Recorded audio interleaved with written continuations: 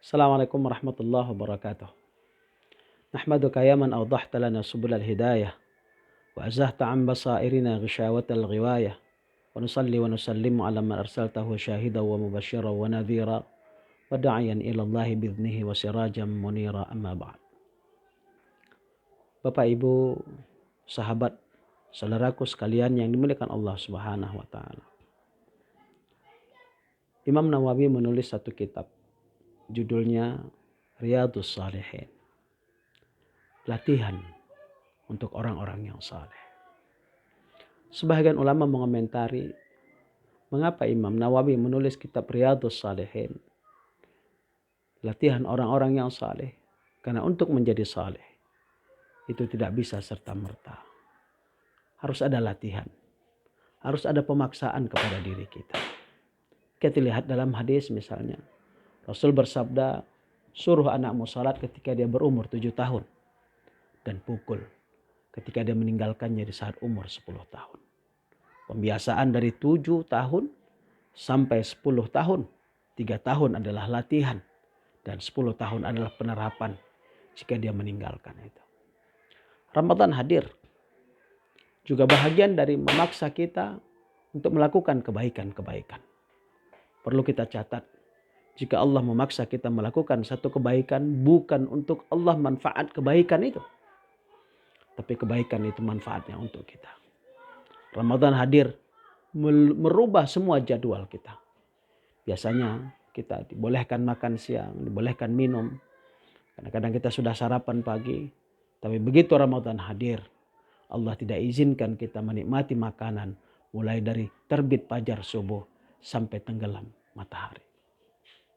Yaitu sampai waktu maghrib. Bapak dan saudaraku sekalian dimuliakan Allah Subhanahu wa taala. Kebaikan-kebaikan memang harus terus dipaksakan. Yang mampu memaksakan kebaikan-kebaikan itu adalah keimanan kita. Kita coba mungkin melihat kisah dari Rabi' ibn al-Haytham. Kita kenal salafun as-salih namanya Rabi' ibn al-Haytham. Beliau stroke. Sebelah kiri kakinya stroke. Jadi dari sebelah kiri stroke. Satu hari muridnya datang ke rumah. Kemudian ketika sedang muridnya berada di rumah, tiba-tiba datang panggilan azan. Kata Rabi' ibn al-Haytham kepada muridnya, bawa saya ke masjid. Bopong saya ke masjid. Maka diboponglah dia oleh muridnya, kakinya terseret. Karena stroke yang sebelah kiri itu terseret, dia melangkah sambil dibopong oleh muridnya. Kemudian muridnya berkata kepada Rabi' ibn al-Haytham, Guru, mengapa guru harus berangkat ke masjid? Bukankah Allah sudah memberikan keringanan kepada guru? Apa kata sang guru kepada muridnya? Anakku, aku mendengar panggilan azan. Panggilan itu membuat dia tidak tahan untuk di rumah. Panggilan itu dia membuat imannya bergerak. Dalam keadaan suka atau tidak suka, dalam keadaan ringan atau berat, dia melangkah. Mari kita lihat kisah dari Abu Ayyub al-Ansari. Dia berjuang bersama Rasul, berjuang bersama Abu Bakar, Umar, Utsman dan Ali. Maka pada satu saat umurnya sudah senja. Dia datang panggilan jihad kepadanya untuk jihad sampai ke arah Turki sana. Maka dia bilang kepada anak-anaknya, bawa aku wahai anak-anakku. Dia kurang sehat waktu itu. Kata anak-anaknya, ayah, biarlah kami yang berjuang ayah. Dulu kau sudah berjuang pada masa Rasul, pada masa Umar, pada masa Abu Bakar, pada masa Umar, pada masa Utsman dan masa Ali. Sekarang biarlah kami berjuang, wahai ayah, untuk menggantikanmu. Tinggallah di rumah. Apa jawab Abu Ayyub al-Ansari? Dia berkata, anakku, aku mendengar firman Allah, infiru khifafan wa thiqalan.